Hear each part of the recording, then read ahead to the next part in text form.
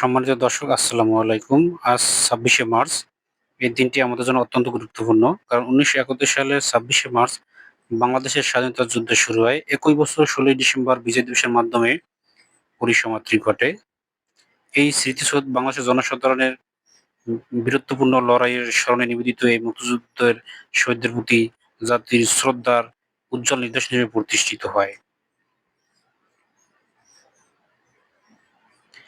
মুক্তিযুদ্ধে বিজয় ও সাফল্যের যুগলবন্দী রচনা করেছে ৭টি ত্রিভুজাকৃতি মিনারের শিখর দেশের মাধ্যমে বাংলাদেশের মুক্তিযুদ্ধের সংগ্রামের ৭টি পর্যায় প্রতিটি একক ভাবব্যঞ্জনত প্রতিপাদিত হচ্ছে। এই ৭টি পর্যায়ে প্রথম সূচিত হয় ভাষা আন্দোলনের মাধ্যমে, পরবর্তী ৫৪, ৫৬, ৬২, ৬৬ ও ৬৯ গণঅভ্যুত্থানের মধ্য দিয়েই অগ্রসর হয়ে ৭১ মুক্তিযুদ্ধের মাধ্যমে স্বাধীনতা সংগ্রামের চূড়ান্ত বিজয় অর্জিত হয়। মিনারটি ঘিরে আছে কৃত্রিম হ্রদ, বাগান, স্মৃতিচত্বরে আছে মাতৃভূমির জন্য আত্মোৎসর্গকারী অজ্ঞাতনামা শহীদদের ১০টি গণসমাধি এবং স্মৃতিসৌধ প্রাঙ্গণে আরও রয়েছে উন্মুক্ত মঞ্চ, অভ্যর্থনা কক্ষ, মসজিদ, হেলিপ্যাড, ক্যাফেটেরিয়া। এই বৃক্ষরাজি শোভিত একটি সবুজ বলয় ৬৬ উচ্চতা ১৫০ ফুট এবং ৭ জোড়া ত্রিভুজাকৃতি দেয়াল নিয়ে গঠিত এবং দেয়ালগুলো ছোট থেকে ক্রমশ বড় সাজানো হয়েছে। এই ৭ জোড়া দেয়ালে বাংলাদেশের স্বাধীনতা আন্দোলনের ৭টি ধারাবাহিকতা পর্যায় নির্দেশ করে। ১৯৫২ সালে ভাষা আন্দোলন, ১৯৫৪ যুক্তফ্রন্ট নির্বাচন, ১৯৫৬ সংবিধান আন্দোলন, ১৯৬২ শিক্ষা আন্দোলন, ১৯৬৬ ৬ দফা আন্দোলন, ১৯৬৯ গণঅভ্যুত্থান, ১৯৭১ মুক্তিযুদ্ধ, এই ৭টি ঘটনাকে স্বাধীনতা আন্দোলনের পরিক্রমা হিসেবে বিবেচনা করে ছবিটি নির্মাণ করা হয়েছে। তো তাদের সহ যে বাংলাদেশের যত মুক্তিযোদ্ধা আছে বা শহীদ হয়েছেন তাদের স্মরণে এটা করা হয়েছে। এটা সাধারণত ১৬ই ডিসেম্বর এবং ২৬শে মার্চ এই দুটি সময় এখানে আর কি বিভিন্ন বড় ধরনের আয়োজন থাকে, অনুষ্ঠান থাকে। সবাই এখানে তাদের স্মরণে আর কি ফুল দিয়ে শ্রদ্ধা করে। তো আমি এখানে আজকে আসলাম, তো চিন্তা করলাম যে এটা নিয়ে একটা ভিডিও করি। এখানে দাঁড়িয়ে মোটামুটি সম্পূর্ণ ওইটা পাওয়া যাচ্ছে না, তারপরও নিয়ে নিলাম। এখানে হাজার হাজার লোক পারলে বলবে, মানে লক্ষর উপরে লোক ঘুরতে আসে দৈনিক।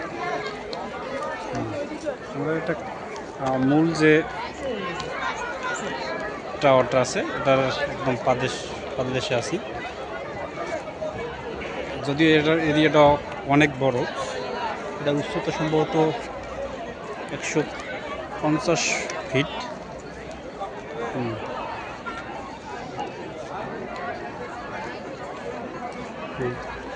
৫০ ফিটের মতো হবে।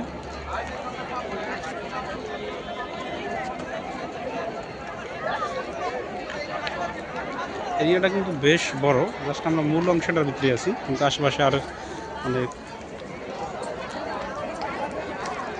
জায়গা আছে। আমি অনেকে হয়তো দূরে কোণে দেখেন বা কাছাকাছি আসেন না, বা টিভি বা মিডিয়াতে দেখেন।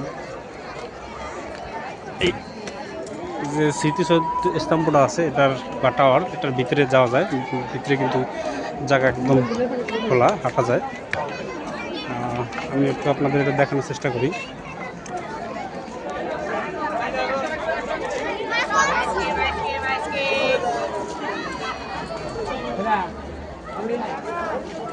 একটা দিয়ে ঢুকে আর একটা প্রবেশ করা যায় ভিতরে এরকম।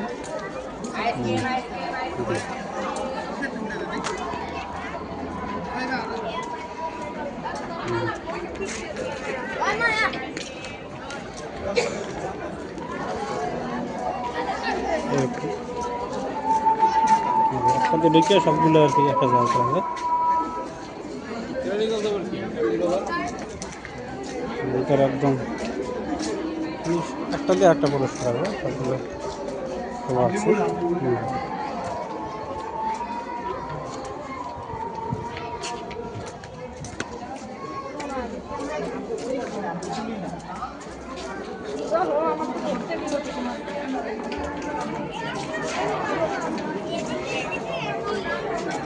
এখানে যারা ঘুরতে আসে ম্যাক্সিমামই ছবি তোলা এবং ভিডিও করা এগুলো নিয়ে ব্যস্ত আছে। বর্তমান যারা আসে সবার হাতেই একটা করে মোবাইল থাকে, তাই সবাই চায় যে ঘুরতে আসলে একটা স্মৃতি হিসেবে একটা ছবি আমরা বন্দি করে রাখি। সবাই ছবি তোলা নিয়ে ব্যস্ত থাকে, সবাই ছবি সবার হাতে মোবাইল থাকে, হাজার হাজার লোক সবার হাতে মোবাইল আছে। সেটা থেকে আমরাও দূরে আমরাও ছবি তুলতে আসি, ভিডিও করতে আসি।